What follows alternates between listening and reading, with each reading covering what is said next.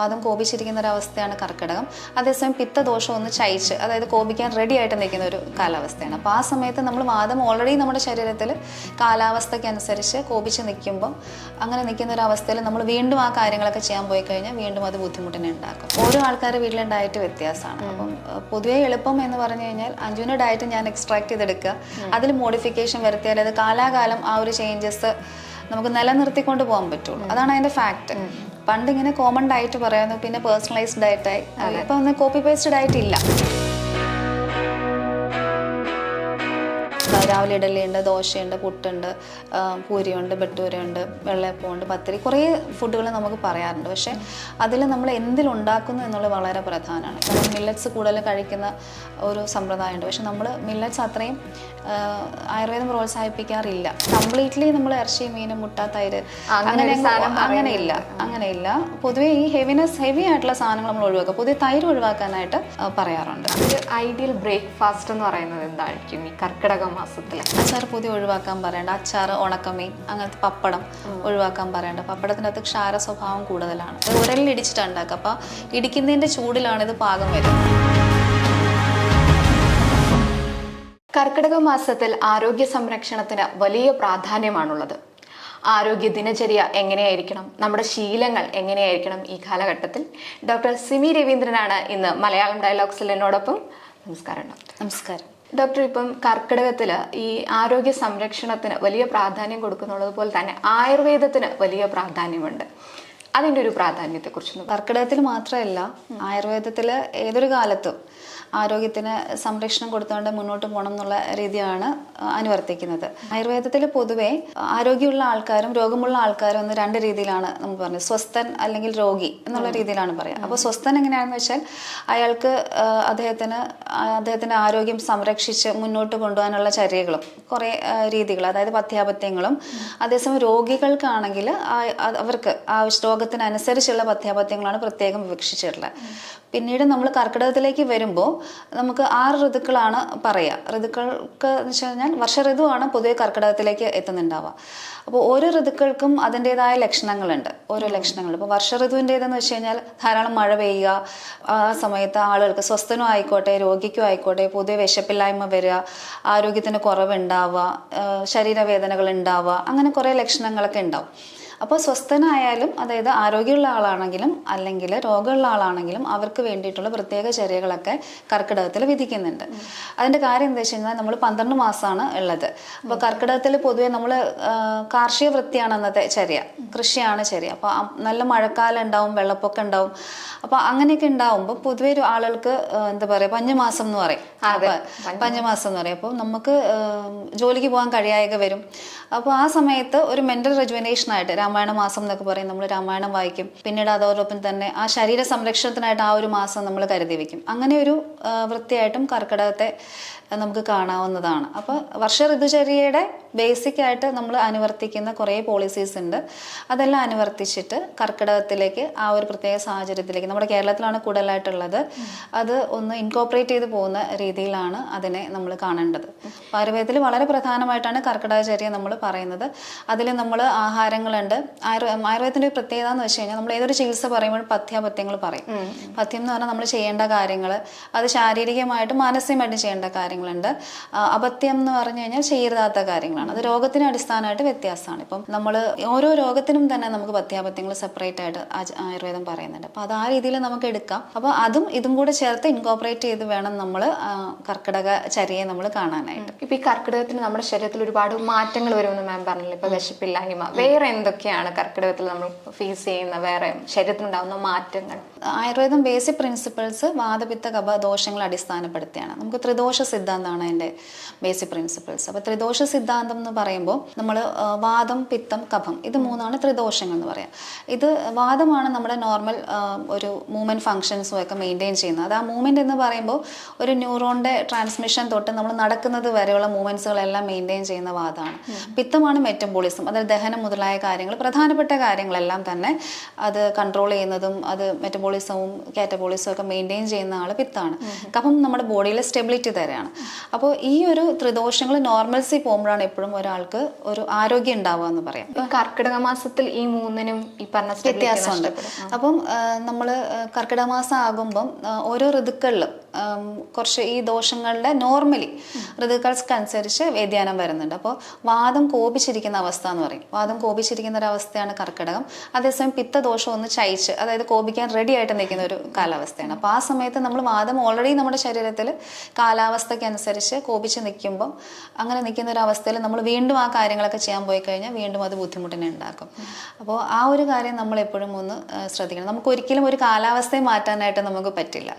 ബാക്കി ഇപ്പോൾ വായുവിനെ നമ്മൾ ഈ ജനപദോധ്വംസം എന്ന് പറഞ്ഞൊരു കൺസെപ്റ്റ് ഉണ്ട് ഞങ്ങൾക്ക്. അതായത് വായു, ജലം, ആകാശം, കാലം, ഇതാണ് നമുക്ക് ഈ സാംക്രമിക രോഗങ്ങളൊക്കെ പടർത്തുന്നതിന് പ്രധാനപ്പെട്ട കാര്യങ്ങൾ. അതിൽ ബാക്കി എല്ലാത്തിനെയും നമുക്ക് കൺട്രോൾ ചെയ്യാം. വായുവിനെ ശുദ്ധീകരിക്കാം, പുകയ്ക്കാം, ജലത്തിനെ നമ്മൾ ശുദ്ധീകരിക്കാം, എല്ലാം ചെയ്യാം. പക്ഷേ നമ്മൾ കാലത്തിനെ മാറ്റാനായിട്ട് നമുക്ക് കുറച്ച് പാടാണ്. അപ്പോൾ നമ്മൾ ശരീരം അനുഷ്ഠിക്കണം, അത്ര ഇമ്പോർട്ടൻ്റ് ആയിട്ട് തന്നെയാണ് പറയാം. കാലാവസ്ഥയ്ക്കനുസരിച്ച് നമ്മൾ നമ്മുടെ ജീവിതചര്യ മാറ്റിയേ പറ്റുള്ളൂ. അതൊരു റെജിമെൻ ആണ് ബേസിക്കലി. ഇപ്പോൾ ദിനചര്യയുണ്ട്, ഡെയിലി റെജിമെൻ നമുക്ക് പറയുന്നുണ്ട് ഇതേപോലെ തന്നെ മെയിൻറ്റെയിൻ ചെയ്യാനായിട്ട്.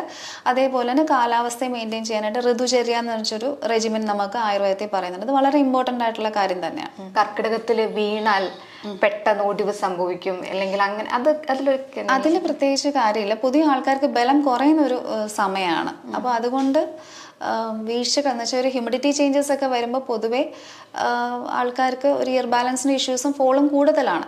ഈ സമയത്ത് സ്പെഷ്യൽ കെയർ നമ്മളെപ്പോഴും ജെറിയാട്രിക് ആയിട്ടുള്ള ആൾക്കാർ, ഒരു 60 വയസ്സ് കഴിഞ്ഞ ആൾക്കാർക്ക് നമ്മൾ കെയർ കൊടുക്കാറുണ്ട്. വളരെ ശ്രദ്ധിക്കണം എന്നുള്ളത്. വീഴരുത്, തെന്നി വീഴാനുള്ള സാധ്യത കൂടുതലാണ്. അങ്ങനെ ഒരു വീഴ്ച വന്നു കഴിഞ്ഞാൽ, ഉളുക്കൊക്കെ വന്നു കഴിഞ്ഞാൽ ഭയങ്കര പാടായിരിക്കും എന്ന് പറയാറുണ്ട്. അങ്ങനെ കണ്ടിട്ടുമുണ്ട്. ഇപ്പോൾ കർക്കിടകത്തിലേക്ക് വന്നു കഴിഞ്ഞാൽ ഇപ്പം നമ്മുടെ ദിനചര്യയിൽ ഏറ്റവും ഇമ്പോർട്ടൻ്റ് ആണ് ഭക്ഷണം. അപ്പം അതിൽ കഴിക്കേണ്ടതുണ്ട്, കഴിക്കേണ്ടാത്തതുണ്ട്. അപ്പം അതിനെക്കുറിച്ചൊന്നും പറയാം, എന്തൊക്കെ നമ്മൾ ഡയറ്റിൽ ഉൾപ്പെടുത്തും? അത് വളരെ പ്രധാനപ്പെട്ട ഒരു കാര്യമാണ്. എന്ന് വെച്ചാൽ ഇന്നത്തെ ഒരു ഡയറ്റ് എന്ന് പറയുമ്പം പ്രധാനമായിട്ടൊരു കാര്യം എന്ന് വെച്ച് കഴിഞ്ഞാൽ എനിക്ക് തോന്നിയിട്ടുള്ളത് എന്ത് കഴിക്കണം എന്നുള്ളതിനേക്കാൾ എപ്പോൾ കഴിക്കണം എന്നുള്ളതാണ്. അപ്പോൾ ടൈംലി ഫുഡ് കഴിക്കേണ്ടത് വളരെ പ്രധാനപ്പെട്ട കാര്യമാണ്. അപ്പം എൻ്റെ ഡയറ്റ് ആയിരിക്കില്ല അഞ്ജുവിൻ്റെ ഡയറ്റ്. അപ്പം ഓരോ ആൾക്കാരുടെ വീട്ടിലെ ഡയറ്റ് വ്യത്യാസമാണ്. അപ്പം പൊതുവേ എളുപ്പം എന്ന് പറഞ്ഞു കഴിഞ്ഞാൽ അഞ്ജുവിൻ്റെ ഡയറ്റ് ഞാൻ എക്സ്ട്രാക്ട് ചെയ്തെടുക്കുക, അതിൽ മോഡിഫിക്കേഷൻ വരുത്തിയാൽ അത് കാലാകാലം ആ ഒരു ചേഞ്ചസ് നമുക്ക് നിലനിർത്തിക്കൊണ്ട് പോകാൻ പറ്റുള്ളൂ. അതാണ് അതിന്റെ ഫാക്ട്. പണ്ട് ഇങ്ങനെ കോമൺ ഡയറ്റ് പറയായിരുന്നു, പിന്നെ പേഴ്സണലൈസ്ഡ് ഡയറ്റായി. ഇപ്പൊ ഒന്ന് കോപ്പി പേസ്റ്റ് ഡയറ്റ് ഇല്ല ബേസിക്കലി. അപ്പോൾ ഓരോരുത്തരും ഡയറ്റ് അങ്ങനെ കൊണ്ടുപോകാന്നുള്ളതാണ്. പ്രധാനമായിട്ടും നമ്മൾ ടൈംലി ഫുഡ് കഴിക്കുക എന്നുള്ളതാണ്. ഫുഡിന്റെ പ്രോസസ്സിങ് നമ്മൾ അറിഞ്ഞിരിക്കണം. ഇപ്പൊ രാവിലെ നമ്മളൊരു സാമ്പാർ കഴിക്കാന്ന് വെച്ച് കഴിഞ്ഞാൽ, സാമ്പാറിന്റെ അർത്ഥം തന്നെ പല വ്യഞ്ജനങ്ങൾ, ചമ്പാരം, അങ്ങനെ. അപ്പോൾ അത്രയും സുഗന്ധ വ്യഞ്ജനങ്ങൾ ചേർന്ന സാമ്പാർ നമ്മൾ കഴിച്ചു. അത് കഴിഞ്ഞ് കുറച്ച് ഹെവിയാണ്. ഉച്ചയ്ക്ക് നമ്മൾ ഒരു തീയൽ കഴിക്കുകയാണെങ്കിൽ അത് വറുത്തരച്ച കറിയാണ്. അപ്പോൾ രണ്ടും കൂടി ആകുമ്പോൾ നമുക്ക് ഹെവിയാവും. അപ്പോൾ ആ പ്രോസസ്സിങ് വളരെ നമ്മൾ ശ്രദ്ധിക്കണം. അപ്പോൾ ആ ഫുഡ് പ്രോസസ്സിങ് എന്താണ്, അതിൻ്റെ കുക്കിംഗ് എങ്ങനെയാണ് വരുന്നത് നമ്മളൊന്ന് ശ്രദ്ധിച്ച് അപ്പോൾ അത് ഹെവിയായി. ആ ഹെവി ചിലപ്പോൾ നമുക്ക് ദഹിക്കാനായിട്ട് കുറച്ച് പ്രയാസം വരും. ഓയിൽ ഓരോ സാധനങ്ങളും നമ്മൾ പറയും. ഇപ്പം വളരെ ന്യൂട്രീഷ്യസ് ആയിട്ടുള്ള ഫുഡുകളൊക്കെ നമ്മൾ പറയും. ഇപ്പം രാവിലെ ഇഡലിയുണ്ട്, ദോശയുണ്ട്, പുട്ടുണ്ട്, പൂരിയുണ്ട്, ബട്ടൂരയുണ്ട്, വെള്ളയപ്പമുണ്ട്, പത്തിരി, കുറേ ഫുഡുകൾ നമുക്ക് പറയാറുണ്ട്. പക്ഷേ അതിൽ നമ്മൾ എന്തിലുണ്ടാക്കുന്നു എന്നുള്ളത് വളരെ പ്രധാനമാണ്. ഇപ്പോൾ ചോളത്തിൻ്റെ പുട്ടുണ്ടാവും, റാഗിയുടെ പുട്ടുണ്ടാവും, ഗോതമ്പ് ദോശയാണെങ്കിലും ഏത് ഗോതമ്പ് എന്നുള്ള, പിന്നെ പൂരിയാണെങ്കിൽ ഏത് ഓയിലിൽ ഉണ്ടാക്കുന്നു, ഇതൊക്കെ ബേസ് ചെയ്തിട്ടാണ് നമ്മൾ ഇതിന്റെ ഒരു ഹെവിനെസ് നമ്മൾ അസസ് ചെയ്യുക. ഇപ്പോൾ സാധാരണ പണ്ട് നമ്മളൊരു ചപ്പാത്തി പറഞ്ഞാൽ ഇപ്പോൾ ചപ്പാത്തിക്കകത്ത് നമ്മൾ ഗാർലിക് ചേർക്കുന്നു, പല രീതിയിൽ ഇവരോട് ചോദിക്കേണ്ടി വരും. ഇപ്പോൾ മയണൈസ് നോർമൽ ഫുഡാണ് എന്ന് വിചാരിക്കുന്ന ഒരു കാലഘട്ടമാണ് ഉള്ളത്.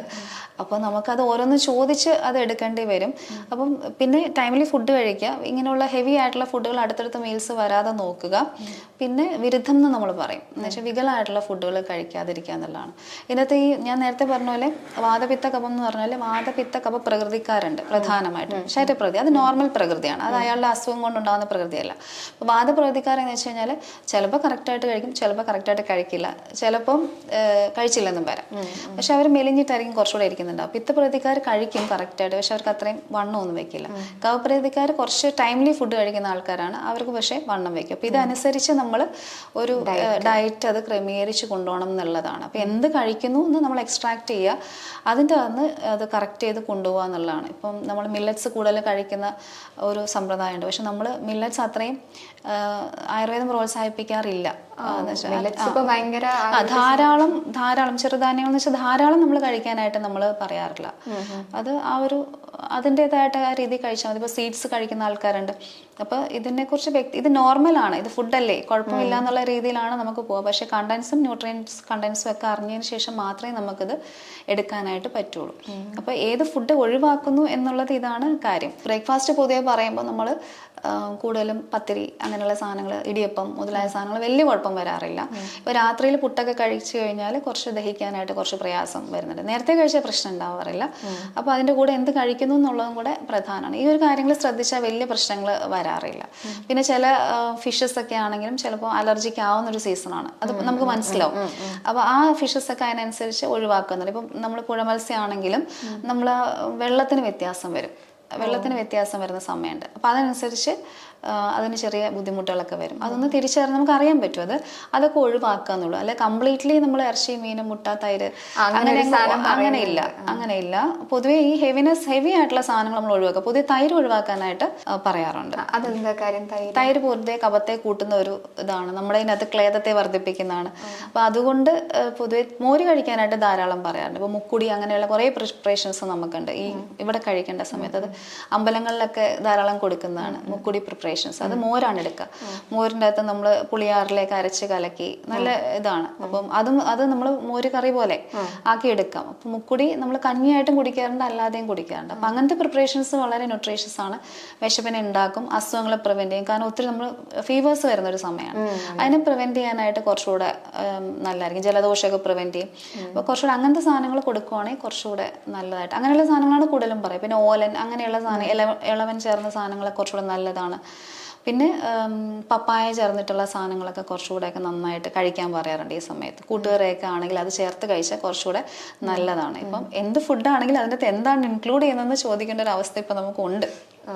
അങ്ങനെയുണ്ട്. ഡീറ്റെയിൽ ആയിട്ട് അത് ചോദിച്ചേ പറ്റുള്ളൂ. ഇപ്പം ഈ പത്തില തോരൻ എന്നൊക്കെ പറയുമല്ലോ കർക്കിടകത്തിൽ കഴിക്കണം. അപ്പം അതേസമയം തന്നെ മഴക്കാലത്ത് ഇലക്കറികൾ കുറച്ച് ദോഷമാണെന്നും പറയുന്നുണ്ട്. അപ്പൊ അതിൻ്റെ ഇടയിൽ അതെന്താ വെച്ച് കഴിഞ്ഞാൽ മഴക്കാലത്ത് നമ്മളൊരു അമ്ല വിഭാഗം എന്ന് പറഞ്ഞിട്ട് ഒരു കാര്യം നമ്മൾ പറയുന്നുണ്ട്. അതായത് വെച്ചാൽ നമ്മളൊരു ചെടി വളർന്ന് വലുതാകുമ്പോൾ അതിൻ്റെ ഫുൾ ഗുണങ്ങൾ ഉണ്ടാവില്ലേ, അതത്രയും നമുക്ക് കിട്ടില്ല. ഇതിൻ്റെ അകത്ത് ഒരു ഫൈറ്റോ കെമിക്കൽസിന് ചെറിയ ചെറിയ വ്യത്യാസങ്ങൾ വരുന്നുണ്ട് ഈ ഇലകൾ. ഇതിൽ തന്നെ പെട്ടെന്ന് വളരും, പെട്ടെന്ന് അതങ്ങ് പോവുകയും ചെയ്യും. അങ്ങനെയുള്ള ആ ഒരു സ്വഭാവം മഴക്കാലത്തുണ്ട്. ലോങ് ടേമിൽ വളർച്ച അതിനുണ്ടാവില്ല.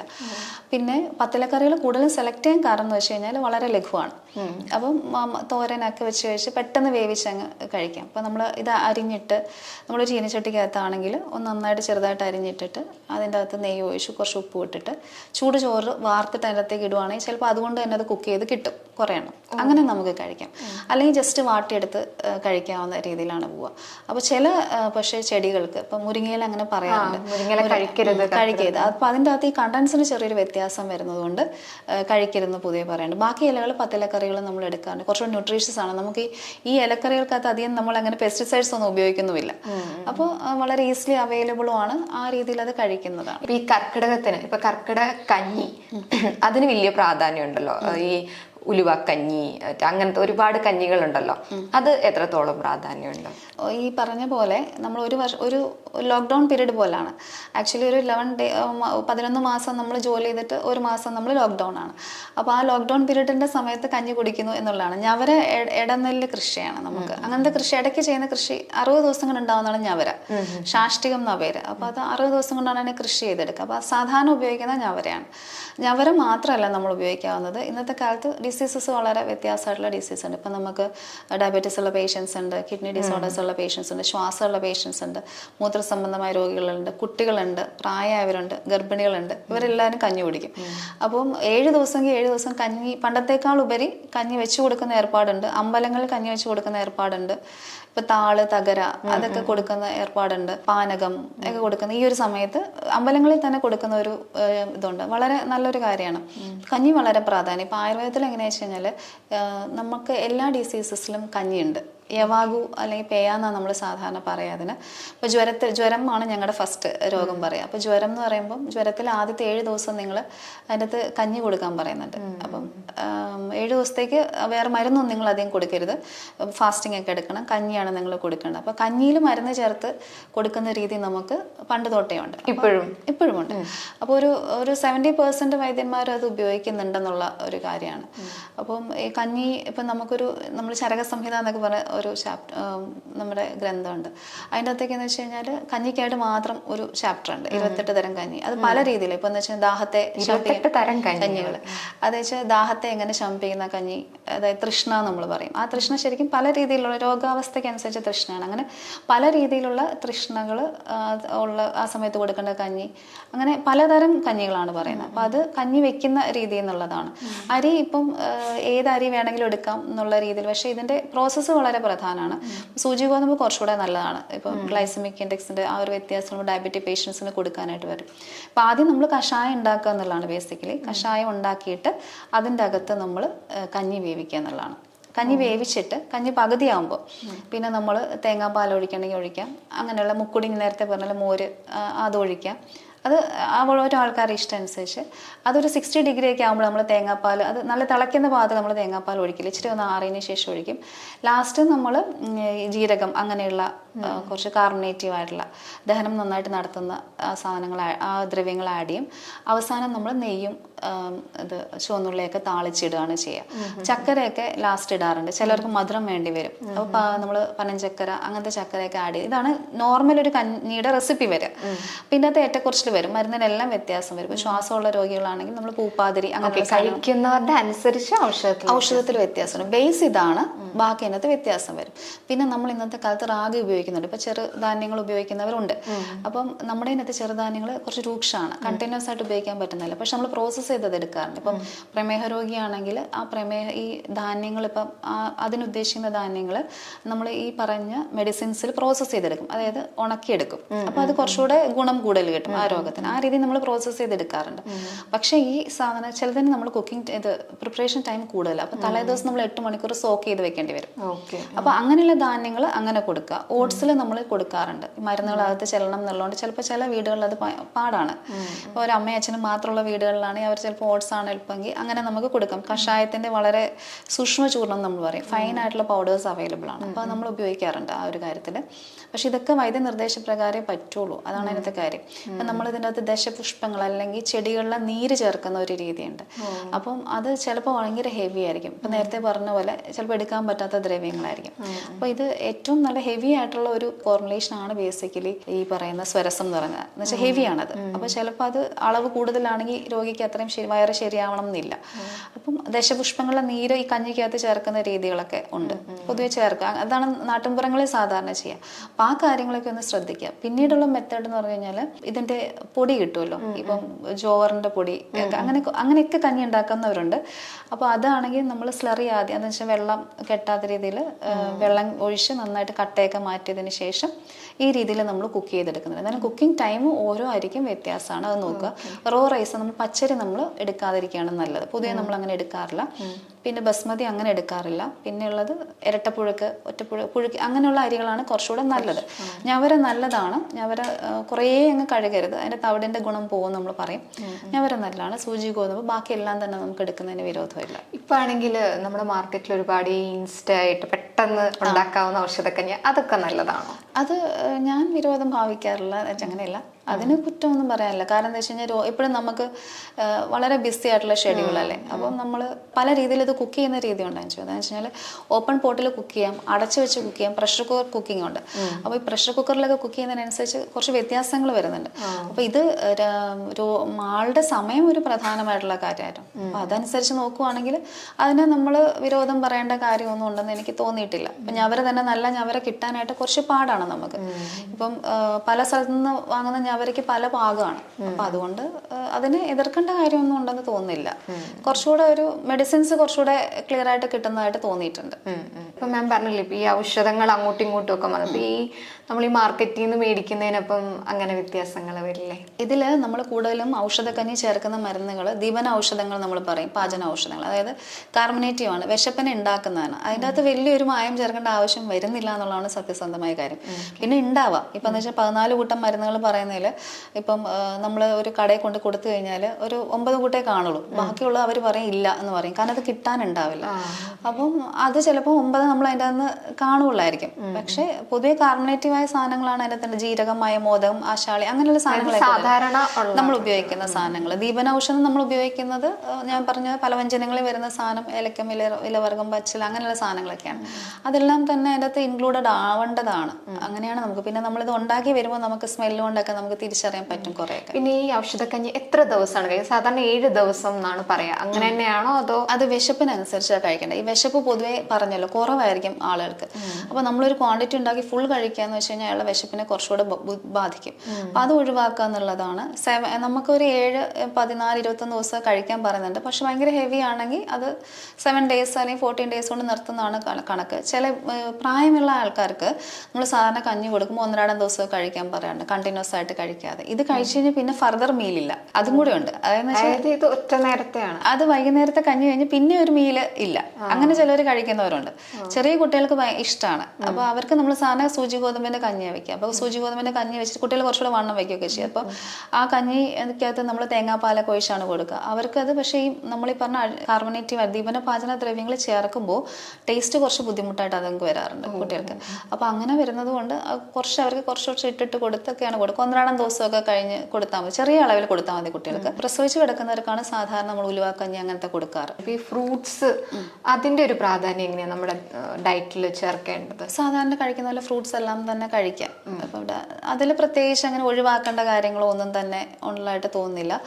അപ്പം ആൽക്കലൈൻ ആയിട്ട് കണ്ടന്റ് ഉള്ള ഫ്രൂട്ട്സുകൾ കൂടുതലുണ്ടെങ്കിൽ അത് ഒഴിവാക്കാം. അപ്പം നമ്മൾ സാധാരണ പപ്പടം നമ്മൾ കഴിക്കരുതെന്ന് ഫ്രൂട്ട്സിന്റെ രീതിയിൽ പറഞ്ഞാൽ കഴിക്കരുതെന്ന് പറയും. എന്ന് വെച്ചാൽ അതിനകത്ത് ക്ഷാര സ്വഭാവം കൂടുതലാണ്. അപ്പം ആ സ്വഭാവമുള്ള ചില ഫ്രൂട്ട്സുകൾ ഒഴിവാക്കേണ്ടി വന്നാലും പക്ഷെ ഇപ്പം എല്ലാവരും കഴിക്കുന്നുണ്ട്. അതുകൊണ്ടൊരു പ്രത്യേക ബുദ്ധിമുട്ടൊന്നും നമുക്ക് തോന്നിയിട്ടില്ല.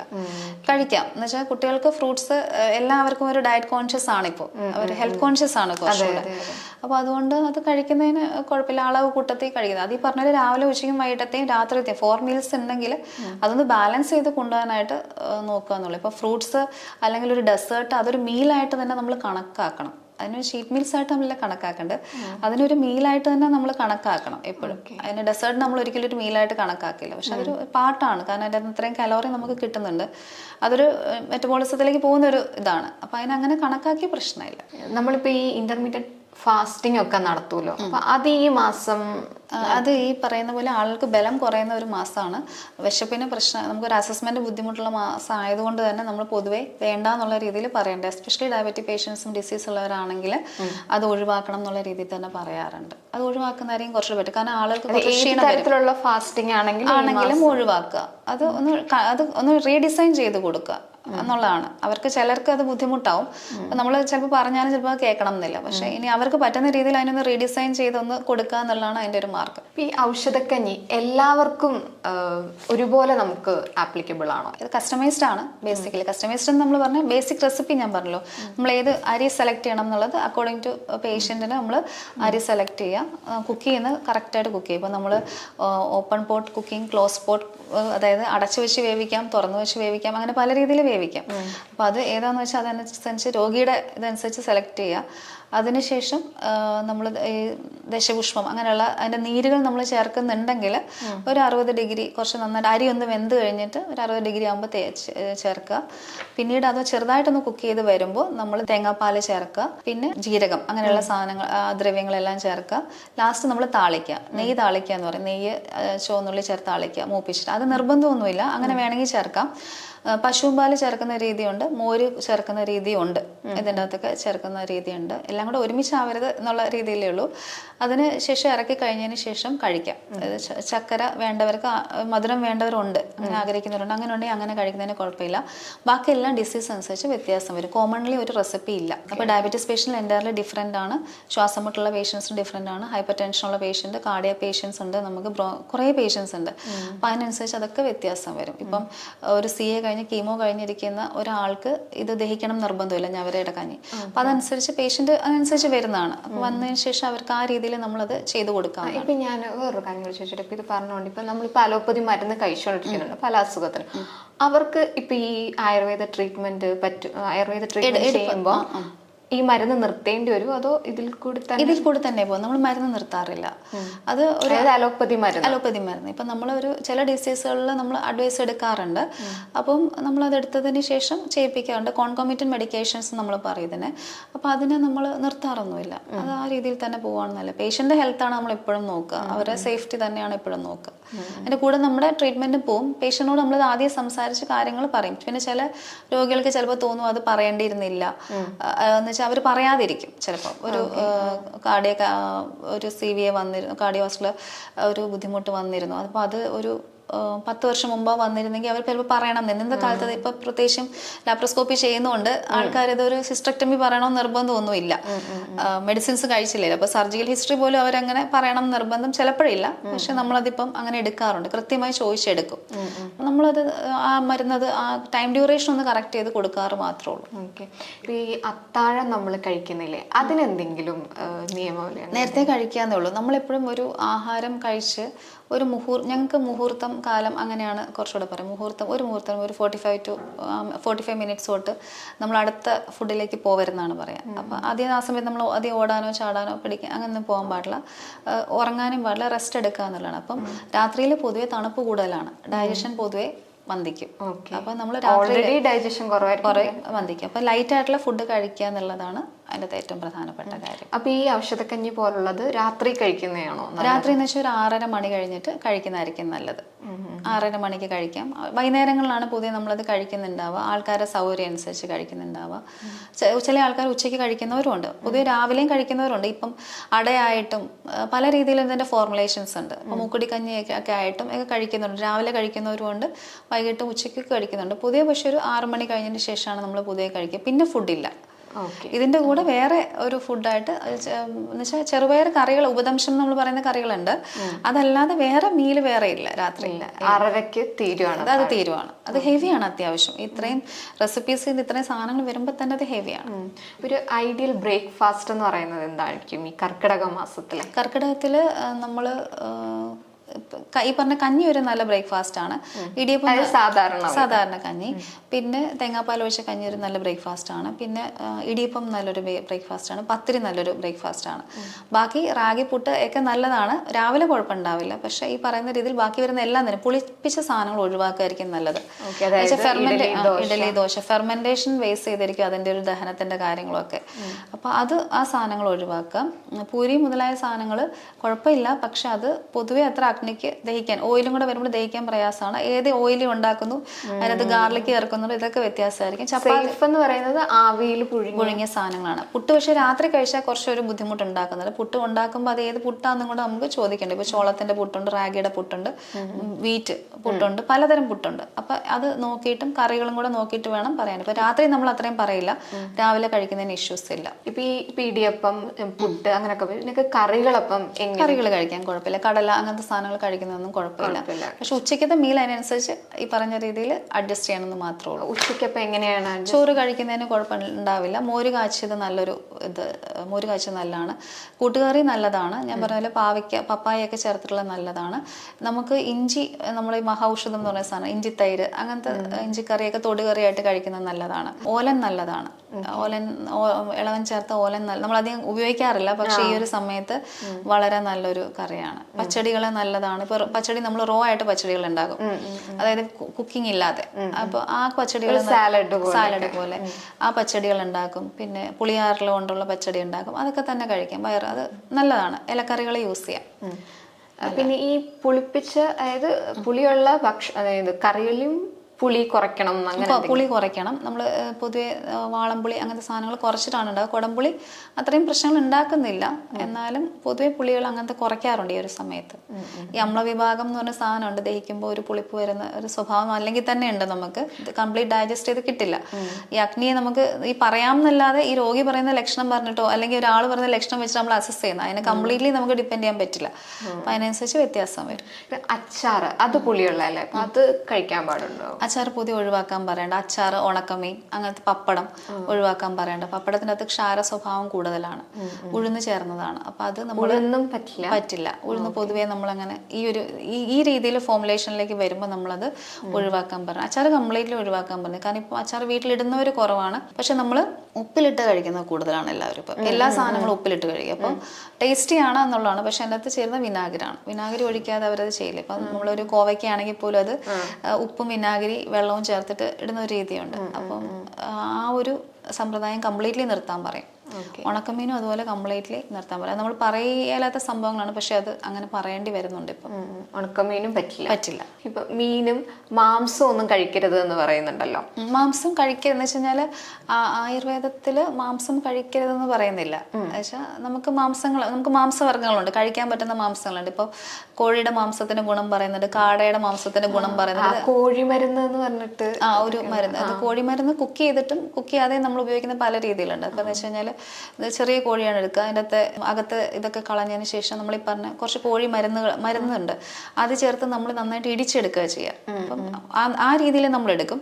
പിന്നീട് ഈ കോഴിയെ നമ്മൾ കുക്ക് ചെയ്ത് കഴിഞ്ഞും ഈ ഉരലിട്ട് ഇടിച്ചിട്ടാണ് എടുക്കുക. അങ്ങനെ ഉണ്ടാക്കി കൊടുക്കുന്ന പ്രിപ്പറേഷൻസ് ഉണ്ട്. കുട്ടികൾക്കും പ്രസവിച്ചു കഴിഞ്ഞവർക്കും ഒക്കെ കൊടുക്കുന്ന ഒരു മരുന്നാണ് കോഴി മരുന്ന്. അതിന് കുറെ ഉണ്ടകളൊക്കെ ഉണ്ടാകുന്നത്, അത് ഉരലിൽ ഇടിച്ചിട്ടാണ് ഉണ്ടാക്കുക. അപ്പൊ ഇടിക്കുന്നതിന്റെ ചൂടിലാണ് ഇത് പാകം വരിക, അല്ലാതെ നേരിട്ട് നമ്മൾ തീയിൽ ചൂടാക്കി അങ്ങനത്തെ ഏർപ്പാടല്ല. ഇത് ഈ കോഴിമരുന്നിന്റെ റെസിപ്പിയാണോ? കോഴിമരുന്ന് റെസിപ്പി. അങ്ങനെ വേറെ കുറെ ലേഹ്യങ്ങൾ നമ്മൾ ഉണ്ടാക്കലുണ്ട്. അപ്പൊ ആ രീതിയിലുള്ള പ്രിപ്പറേഷൻസ് ഉണ്ട്. അതായത് ഇതില് തീ ചെന്ന് കഴിഞ്ഞാൽ അതിന്റെ ഗുണം കുറച്ച് കുറഞ്ഞു പോകും. കോഴിമരുന്നിന്റെ അതെ. അപ്പൊ ഇടിച്ചിടിച്ചിടിച്ച് നമ്മൾ അതിന്റെ ചൂട് കൊണ്ട്, ഇടിക്കുന്നതിന്റെ ഫ്രിക്ഷൻ കൊണ്ടുള്ള ചൂട് കൊണ്ടാണ് അത് കുക്ക് ചെയ്തെടുക്കുക. ആ രീതിയിലുള്ള പ്രിപ്പറേഷൻസ് ഒക്കെ നമ്മൾ എടുക്കാറുണ്ട്. അപ്പോൾ കാട ഉപയോഗിക്കാറുണ്ട്, കാടമുട്ട നമ്മൾ ഉപയോഗിക്കാറുണ്ട്. അതൊക്കെ ഉപയോഗിക്കാം, കുഴപ്പമില്ല. കുക്കിങ്ങിൽ ശ്രദ്ധിക്കണം. സൂപ്പ് ഉപയോഗിക്കാറുണ്ട്. മൈൽഡ് ആയിട്ടുള്ള സൂപ്പുകൾ കുടിക്കുന്നതിന് കുഴപ്പമില്ല. സൂപ്പ് കുറച്ച് ഹെവിയാണ്. അത് സൂപ്പ് രണ്ട് രീതിയിൽ ഉണ്ടാക്കാം. നമ്മൾ മാംസത്തിൽ നിന്നും ഉണ്ടാക്കാറുണ്ട്, പിന്നെ എല്ലിൽ നിന്നും ഉണ്ടാക്കാറുണ്ട്. മജ്ജ ആ രീതിയിലും എക്സ്ട്രാക്ട് ചെയ്ത് രണ്ടാണെങ്കിലും നമ്മൾ അധികം ഹെവിയാണ്.